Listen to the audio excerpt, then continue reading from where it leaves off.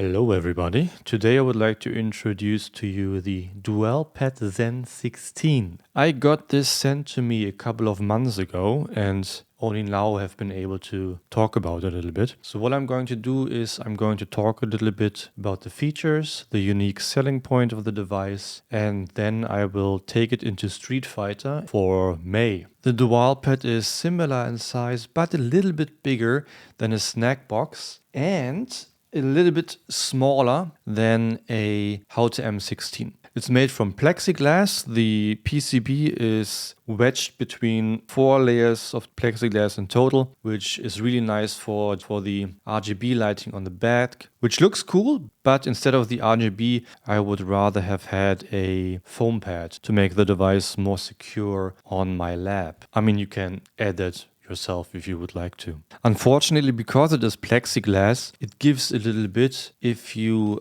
bend it. So I can hear it crack a little bit, so you have to be careful. And as you can see here, it also arrived with a small defect in the plexiglass. But I talked to the Duelpad guys and they said in that case, they of course will give you a replacement. The PCB is a GP2040, so by default it will run on PC and Nintendo Switch. You can add a pass-through device here if you'd like and then make it compatible with every other device. The typical pass-through device that is used are the broke adapters. I don't actually have the original box anymore, so I can't tell you what was included with the controller, but looking on the website, it comes with a 2-meter USB-C cable, user manual, and actually a non-slip rubber pad. I don't remember that was included in my box, but apparently, if you want to make it more secure on your lap, the device will actually come with a non-slip rubber pad, which is awesome. And it will also have a cap puller.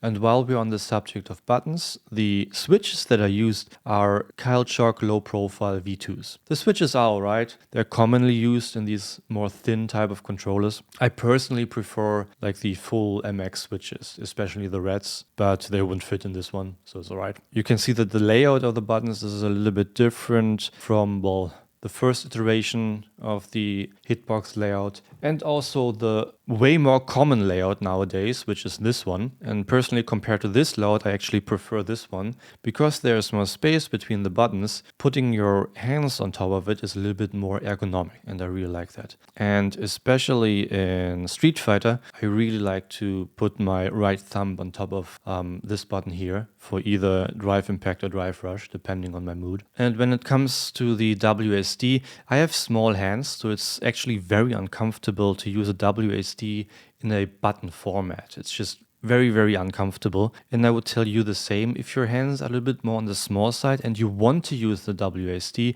then go with something like a mix box. An actual WSD on a controller is way better than this kind of configuration. The device has one feature that is actually really cool and that I've never seen before on a controller, and that is this button here, because if I click it, you can see the screen changed. Because if you've used the GP2040 controller before and you wanted to change anything in the settings, for a lot of the settings you needed to go into a web configurator. But on this controller, you can do everything directly on the device. For example, you can change input modes, D-pad mode, SOCD mode, all directly here on the controller. You just click on it and here you can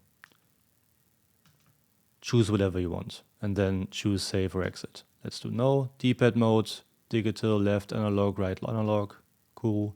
SOCD modes, everything is here you need. And you can also even assign the buttons, the extra buttons. This, for example, the M1 here, or which is the M2 here. You can assign an input directly here on the controller, which is also awesome if you play different games a lot and you want to change your button configuration on the fly. This is pretty good. And you can even change like RGB lights, so you can put on like let's put brightness on, suck. And this feature I think is really cool, especially if you're someone who wants to change the settings a lot. And sometimes I feel like, look at this,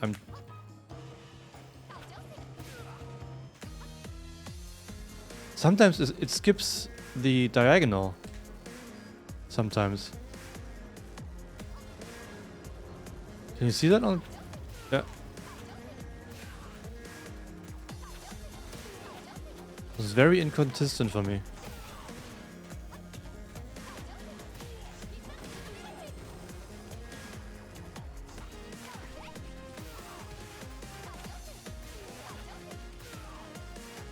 I have to do the input slower.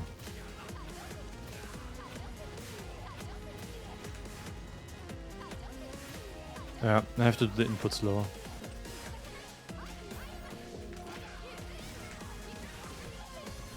But if it works, it works.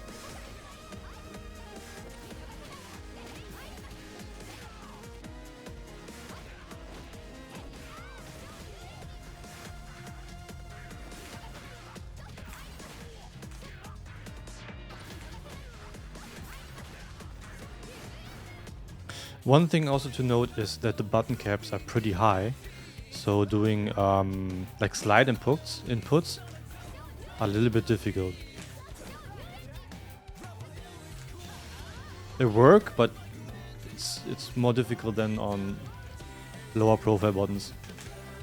Well, I'm not getting any more opponents for some reason.